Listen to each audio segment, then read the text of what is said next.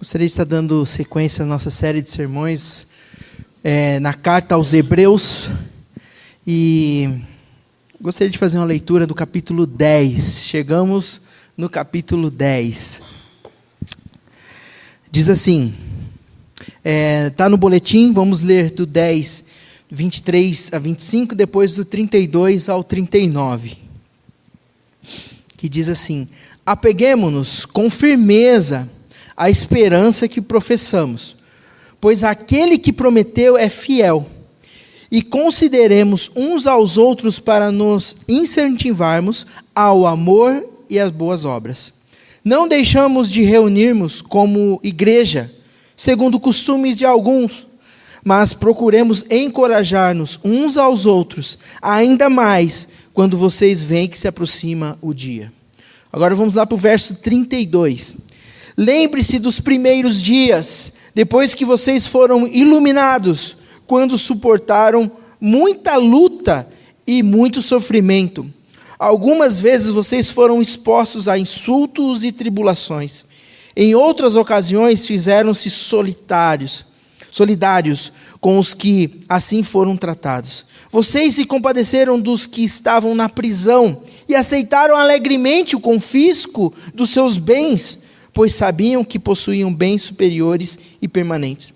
Por isso, não abram mão da confiança que vocês têm. Ela será ricamente recompensada.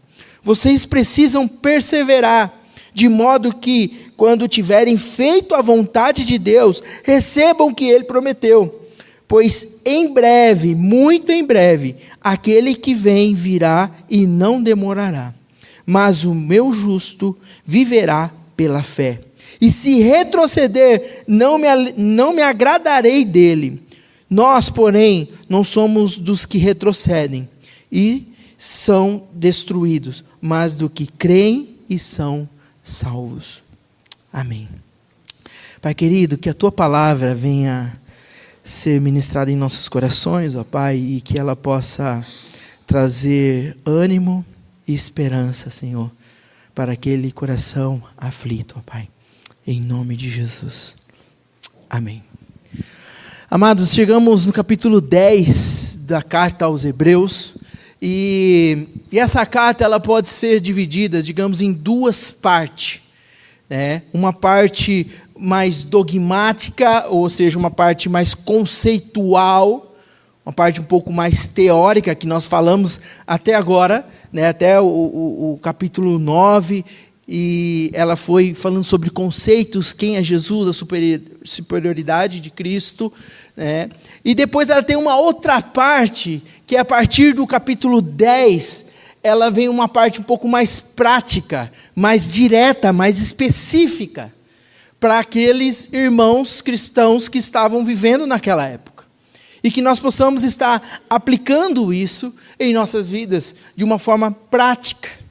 E aqui nós sabemos que o contexto dessa carta, o escritor traz para aqueles irmãos que estavam passando por angústias, por perseguições, e muitos estavam querendo voltar para o judaísmo, fazendo um sincretismo religioso, voltando para a velha aliança, abandonando a Cristo, abandonando a igreja, porque a perseguição estava ferrenha para eles. Provavelmente eram cristãos que estavam localizados na Ásia Menor, ali, digamos, na região das 7 igrejas do Apocalipse, Éfeso, Esmina, para aquela região ali, que hoje é a Turquia.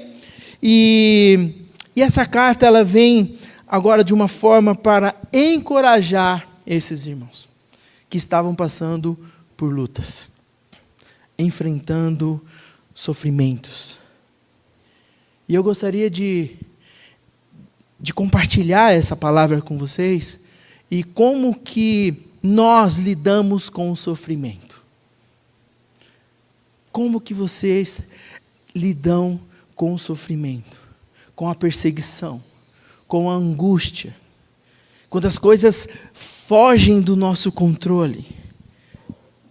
Que era o que aqueles irmãos estavam passando. Eles começaram a seguir a Jesus, mas por professar a fé em Jesus, eles começaram a ser perseguidos pelo Império Romano, ou por outras religiões, por outros deuses que estavam ao redor ali. E como que nós nos comportamos diante do sofrimento, da angústia e da luta? E sabe que nós temos várias reações diante ao sofrimento. Alguns correm, fogem, a gente não quer passar por sofrimento, não é verdade? Tem momentos de lutas que a gente não quer passar. Mas, inevitavelmente, o sofrimento às vezes chega. E às vezes nós queremos nos poupar. E aqui o escritor de Hebreus, ele traz algumas recomendações, umas exortações, umas advertências para aqueles irmãos que estavam passando por lutas. Muitos já tinham perdido seus bens foram confiscados. Muitos perderam até a vida. Muitos estavam passando por vergonha. Muitos estavam desistindo da fé por causa do sofrimento. E sabe, amados, que infelizmente, às vezes as pessoas e igrejas pregam um evangelho sem sofrimento. Um evangelho que não tem luta, que não passa por momentos de angústias. Eu cresci numa igreja, quando era adolescente, que tinha uma linhagem dessa. Vem para Jesus que os seus problemas acabaram. Vem para Jesus que você não vai sofrer. Você está sofrendo somente porque você não escolheu uma igreja certa. Você está sofrendo porque você não está fazendo a campanha tal. Você está sofrendo porque você não fez 40 dias de jejum, né? Você está passando por lutas, perseguições porque você não fez tal coisa. E joga um peso em cima das pessoas. Joga uma angústia em cima das pessoas. E não ensina a lidar com esse momento. Não ensina a lidar com a perseguição, com o sofrimento. É lógico que a vida também não é só sofrimento, né, gente? Tem uma parte boa também. A nossa vida, ela é, digamos, uma montanha-russa. Tem momentos que nós estamos bem. Mas tem momentos que a angústia chega. E para aqueles irmãos, aqui, que a carta foi escrita aos Hebreus, eles estavam em sofrimento. E o escritor, né, provavelmente alguém que andou com Paulo, né, nós não podemos afirmar que foi Paulo, mas alguém muito próximo, alguns estudiosos falam que foi uma segunda geração de pregadores, ou seja, alguém que não foi diretamente Paulo, mas alguém que andou muito próximo dele, né, o Apolo, algum discípulo, que conhecia muito bem da lei, conhecia muito bem das Escrituras, e que teve uma vida regenerada, transformada por Cristo Jesus, e reconheceu quem é Cristo. Então ele traz, agora de uma forma mais prática, de uma forma mais direta, algumas orientações para aqueles que estavam enfrentando por lutas. E eu gostaria de compartilhar com os irmãos. Porque quando nós sofremos, nós muitas vezes perdemos a esperança. Estamos desesperados ou sem esperança. Mas eu gostaria de encorajar você nesta manhã, através dessa palavra. E aqui, através desses versos que nós lemos, nós podemos encontrar algumas advertências, encontrar alguns princípios que podemos estar aplicando na nossa vida, na nossa caminhada com Deus, na nossa fé. E é tão bonito você ver nas Escrituras orientações, ver esperança nas Escrituras. E depois, né, no capítulo seguinte, nós vamos entrar no Heróis da Fé, né, em Hebreus, que cita, que vai ser a continuação, que é fantástico. E algo que eu, pastor Lucas e o Dani estamos vivenciando, toda semana, pela AME Global, nós entrevistamos um casal de missionários. Então, nós escolhemos um missionário, estamos pegando informações para divulgação. E, gente, eu estou apaixonado pelas histórias dos nossos missionários que estão em campo. E aí você vai perguntando, vai trazendo informações, e quando chega nessa parte de sofrimento, qual o momento difícil que vocês passaram? Qual o momento de angústia, de perseguição? E eles falam assim, com um pouco de alegria no coração, tipo assim, ó, nós passamos por isso, mas o Senhor nos abençoou, nos fortaleceu. E é claro, o amor que eles têm pelo campo missionário, né? O amor que eles têm por estar ali, às vezes sendo perseguidos, às vezes sendo criticados, é algo que é diferente para o cristão. O cristão, ele passa por essas lutas, por esse sofrimento de uma forma diferente. E aqui nós podemos ver, nesses versículos, algumas dicas de como nos comportar diante dessa situação. E a primeira orientação, primeira recomendação que o escritor fala para aqueles irmãos que estavam passando por momentos de angústia, no verso 23, apeguemo-nos com firmeza à esperança que professamos, pois aquele que prometeu é fiel. Temos que permanecer firmes na nova aliança em Cristo Jesus. De ver o que Cristo fez por nós, não podemos mais retroceder, não podemos mais voltar atrás, mas permanecermos firmes, não abrirmos mãos de Jesus, não abandonarmos a Jesus, não trocarmos Jesus por qualquer outra coisa, porque eles estavam sendo tentados a voltar, porque a perseguição estava chegando nos lares. Então fique firme, permaneçam firmes em Jesus. Porque diante da perseguição, a vontade de desistir é grande. A vontade de olhar para trás, de voltar para a velha vida, de voltar para os antigos hábitos, era uma tentação que eles passavam. Porque eles voltando, eles não ia cessar a perseguição. Mas permaneçam firmes na aliança. Olha outra recomendação fantástica que nós lemos aqui no verso 24. Consideremos uns aos outros para nos incentivarmos ao amor e boas obras. Temos que encorajar uns aos outros no momento da angústia, no momento da aflição. Aqui entra um papel da igreja, dos irmãos. Encorajar uns aos outros, fortalecer aquele que está desanimado, você dá uma injeção de ânimo, dá uma palavra de esperança, trazer um abraço, você não está sozinho, estamos juntos, né? Porque sempre tem um que está sofrendo um pouquinho mais, né?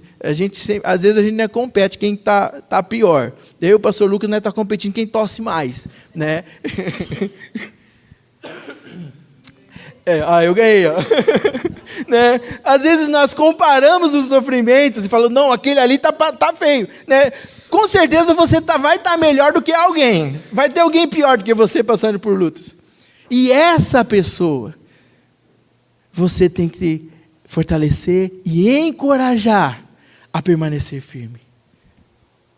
Olha a orientação que o escritor está deixando. Consideremos uns aos outros para incentivarmos ao quê? Ao amor e a boas obras.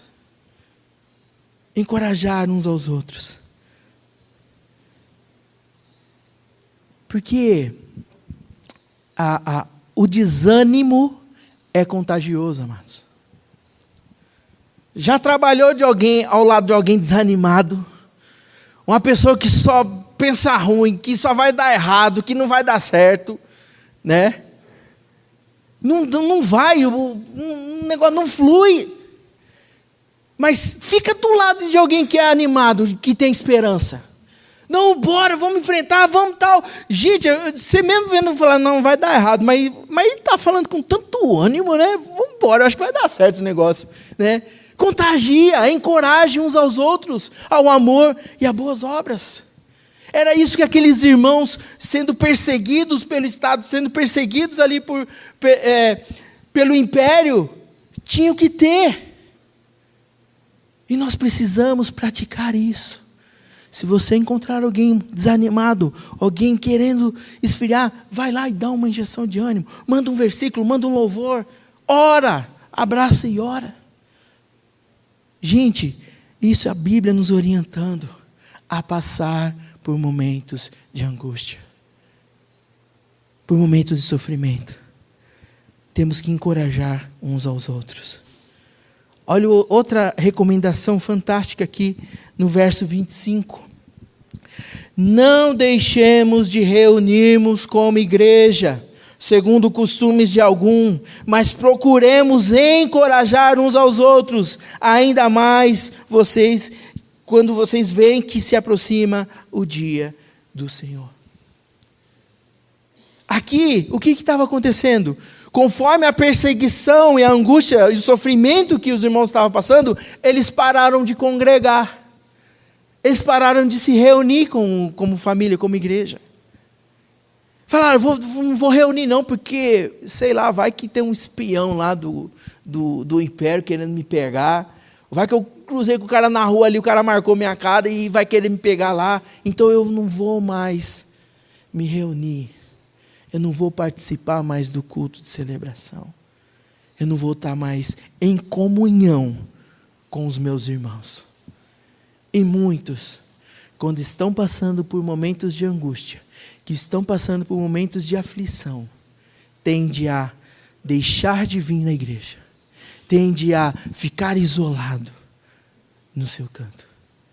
E sabe que às vezes você pensa, mas o pastor vai pregar, eu já sei que ele vai falar, não sei o quê, mas às vezes um abraço de um irmão é um momento de cura para nós. Às vezes esse tempo de congregar, de estar junto, é o momento que Deus traz um ânimo e encorajamento. Às vezes a palavra fala conosco. Eu lembro uma vez que eu estava, uma das crises que o Japão teve, acho que foi em 2009, né? Uma crise, eu estava sem emprego no Japão. Tinha voltado do Brasil, o emprego que eu tinha, o japonês falou, não tem mais, acabou. Estão mandando embora. E quando tiver a vaga, a gente chama. Eu falei, não pode ficar sem trabalhar, não. Né? Criança pequena e tal. E ali, nós acionamos um plano B. Né? Botei a mulher para trabalhar, começou a fazer chocolate e eu vendia bombom. E aí dava para a gente comprar o leite e passar a semana. Né? E eu lembro que ia ter um batismo na igreja. Na praia. Né? Que lá não tem batistério, as igrejas do Japão. E foi na praia. E eu falei, gente, eu vou no batismo. Aí era longe a praia, tipo 1 hora de viagem. Eu falei, vou ter que gastar com gasolina, vou ter que gastar com lanche, vou ter que estar ali disposto. E eu não estava com o coração querendo sair para a praia, né? Eu estava preocupado, que eu precisava arrumar um emprego. Mas Deus colocou no meu coração, falou, não, vai para a praia. Vai com os irmãos, vai celebrar com aqueles irmãos que estão sendo batizados, vai se alegrar. E aí, o carro estava com o tanque cheio, dava para chegar na praia e tal. E fomos, eu e a Paulinha fomos. Né? Não sei se tinha um Gu pequeno, o Gu era pequenininho ainda. E, amados, participamos do batismo. E os irmãos muito jovens, né? Na época a gente era líder dos jovens, os jovens sempre muito animados, muito alegres, me pegaram e jogaram dentro do mar. Né? Sabe? Pegou e eu era líder dos jovens. E aí brincamos lá, nadamos, ficamos tudo molhado. E eu não tinha levado roupa para o mar, né? Só eu fui no batismo. Amados, quando eu saio do mar, o telefone liga. Falou, Takehiro, tem um emprego para você hoje, agora. Eu preciso de uma entrevista, que você passe aqui na empresa e passe nessa entrevista, porque eu preciso de um funcionário para amanhã. Eu falei, opa, peraí. Eu tudo molhado na praia, né, preocupado com o emprego, e o celular me toca, o japonês me chamando para trabalhar. Eu falei, olha que Deus, que maravilhoso. Né? E ele já queria que eu passasse na entrevista naquela tarde, que era um feriado, eu não tinha roupa, né? O dinheiro que tinha, eu passei numa loja, comprei uma roupa seca, e fui para a entrevista. No outro dia eu estava trabalhando. Eu falei, mas como que aconteceu? Por que abriu essa vaga se vocês estão mandando embora todo mundo? Ele falou, não, um rapaz aqui brigou com o chefe, deu um soco na cara do chefe, o chefe mandou ele embora, e seu telefone era o primeiro da lista. Eu liguei, né? E eu atendi, eu falei, gente, está vendo como que que as coisas acontecem quando a gente prioriza estar com os irmãos. E aí os irmãos, quando eu falei com os irmãos, né, falei com o pastor, falou, os caras estão me chamando para entrevista agora, no batismo, eu tenho que ir embora. Ele, mas entrevista agora, no feriado, né, todo mundo... Eu falei, e foi. Isso é um dos exemplos que eu vejo. Aí os irmãos celebraram tudo, né, falou, e agora, mas você está molhado, cara, não dá. Aí juntaram, ajudou a comprar roupa lá e fomos.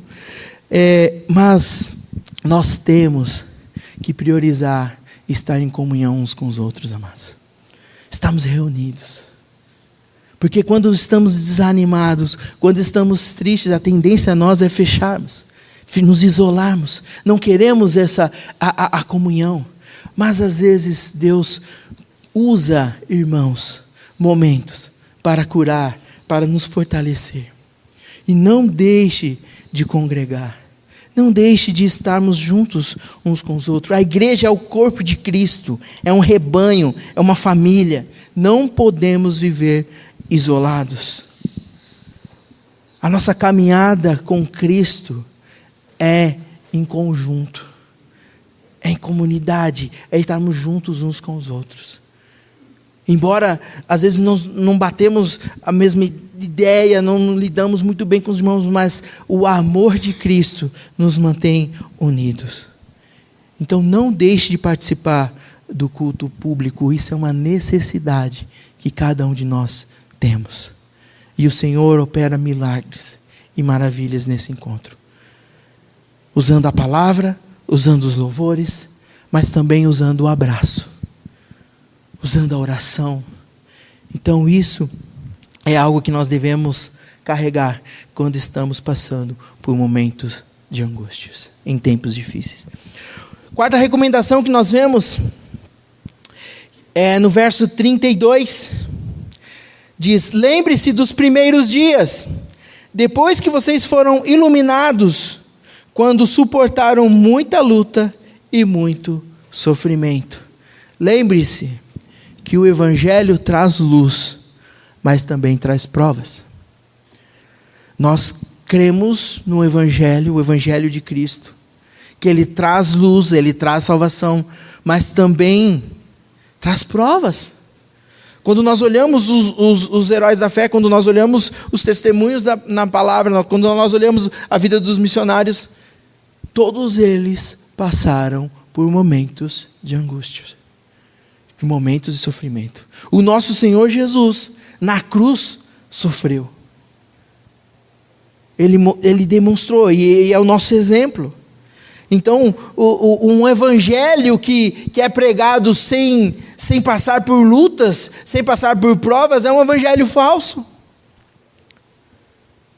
Mas sabe o que é o melhor disso? Que o Senhor está conosco todos os dias, até a consumação dos séculos.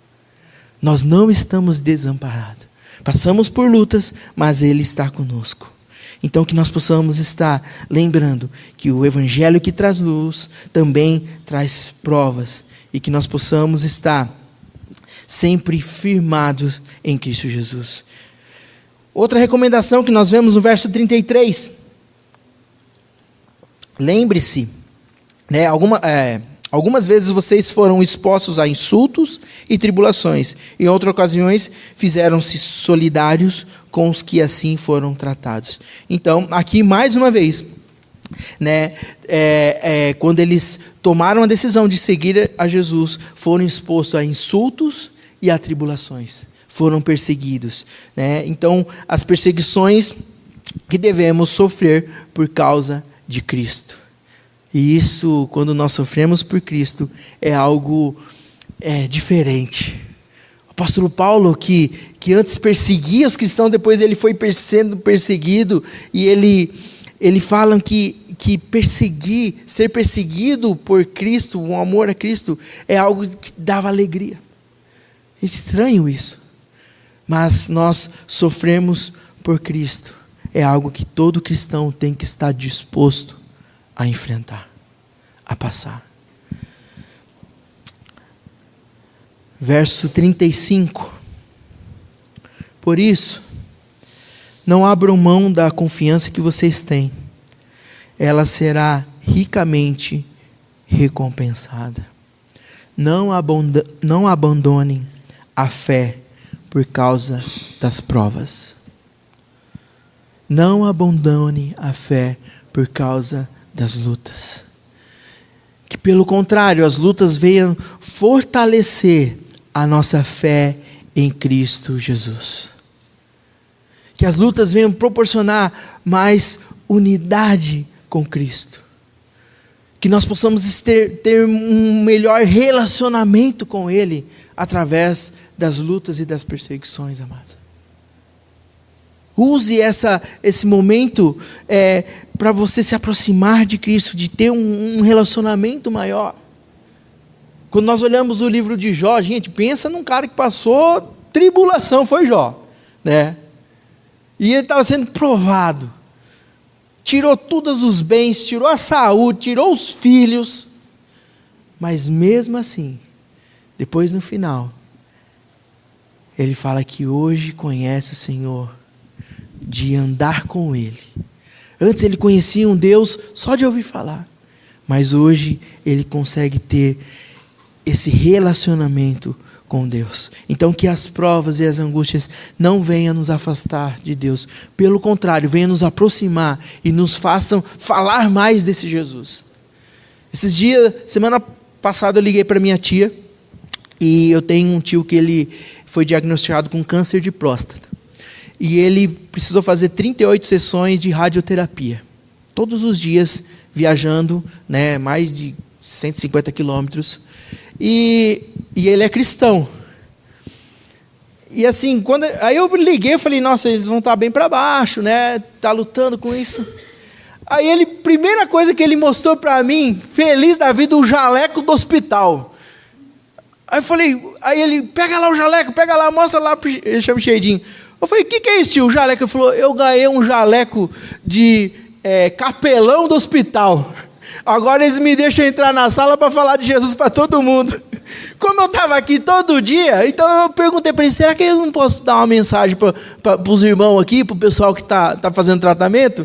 Aí o hospital liberou, deu um jaleco de capelão para ele, né? E ali ele acabou as sessões de radioterapia, que foram quase 2 meses fazendo. Aí, essa semana, ele estava lá no hospital sem fazer nenhuma sessão. Ele falou, não, eu só vim como capelão, agora eu quero falar de Jesus para todo mundo aqui, né? Então, você vê quando a luta, a perseguição, parece que iria bloquear, iria destruir. Mas não, ele estava feliz porque ele estava falando de Jesus. Ele estava feliz porque ele estava falando da esperança que Cristo dá. E ali as pessoas estavam recebendo e ele ficava feliz por poder compartilhar a esperança de Cristo. Mesmo sofrendo, né? Mesmo estando abatido. É algo que o Senhor faz em nossas vidas, né? Que traz o momento do sofrimento, reverter em momento de alegria. E que nós possamos carregar essa esperança que as provas, as lutas, o sofrimento não venham nos afastar de Jesus, mas pelo contrário, venham nos fortalecer e trazer esperança para aqueles que não têm. Era isso que aqueles irmãos ali estavam sendo orientados. Então não abandone a fé por causa das provas. Verso 36, vocês precisam perseverar, de modo que quando tiverem feito a vontade de Deus, receba o que Ele prometeu. Não tire os olhos de Cristo. Não tire os olhos de Cristo. Perseverem. Perseverança. É insistência. É continuar firmes. Não abram mão. Isso é a orientação que os nossos irmãos estavam tendo aqui. Não tirem os olhos de Cristo. Perseverem. Verso 37. Pois, em breve, muito em breve, aquele que vem virá e não demorará. Fiquem atentos, pois Jesus em breve voltará. Nós temos que carregar essa esperança. Até que Ele venha, vamos permanecer firmes e fiéis. Firmes e fiéis. Porque a volta dele é breve. Como eu falei da última vez que eu preguei, que a volta de Jesus, já estamos nos fins dos tempos quando Jesus voltou ao céu. Então, há 2000 anos atrás quase, já estamos vivendo o fim. Então agora é mais fim do fim. Estamos muito mais próximo do fim. E Jesus está, em breve voltará para buscar a sua igreja, que nós possamos ser encontrados firmes, aguardando a Jesus. E o verso 38 e 39, que nós vemos aqui: mas o meu justo viverá pela fé, e se retroceder, não me agradarei dele. Nós, porém, não somos dos que retrocedem e são destruídos, mas do que creem e são salvos. O justo viverá pela fé. Que nós possamos permanecer firmes na fé em Cristo Jesus e não retroceder, não voltar para trás, não olhar para trás, porque o Senhor não se agrada daqueles que o abandonam, daqueles que negam a fé, daqueles que retrocedem, porque muitos estavam negando a fé. E é algo tão maravilhoso você seguir em frente, não abrir mão do arado, sempre permanecer firme. Eu lembro que eu sempre gostei de dirigir. Então, desde os 13 anos, na chácara lá tinha um trator, e meu avô deixava, mas ele falava: você só pode dirigir se for para trabalhar, para brincar não, carro não é brincadeira. Aí eu fui aprender a andar trator, e aí um funcionário do meu avô me ensinou a arar a terra, falou: o hidráulico aqui se abaixa, bota a segunda reduzida, acelera e vai devagarzinho, e a grade atrás tombando a terra. E vixe, eu achava aquilo maravilhoso. Mas ele me deu uma dica, ele falou: você não fica olhando a grade atrás trabalhar, porque se você ficar olhando para trás, você vai perder a frente, e aí você vai por um outro lado, e a grade vai ficar toda torta assim na terra, vai ficar feio, Então você pega aqui, olha para um pilar na cerca ali, e não tira o olho daquele pilar, e trava o volante e vai, porque a hora que você voltar, ele vai ficar bonitinho assim, reto. Eu falei: olha que dica interessante, E depois a Bíblia também nos orienta: aquele que pegou a mão do arado, não deixe de olhar, não olhe para trás. Se for querer ficar olhando para trás, você vai perder a frente. A nossa caminhada com Deus é dessa maneira, mas agarra o arado e vai, foca em Jesus, mira em Jesus, que aí, quando der para olhar no retrovisor, você vai ver que está virando uma linha reta. Vai vir pedra, vai vir buraco, vai vir cobra, vai vir um monte de coisa, mas permaneça firme.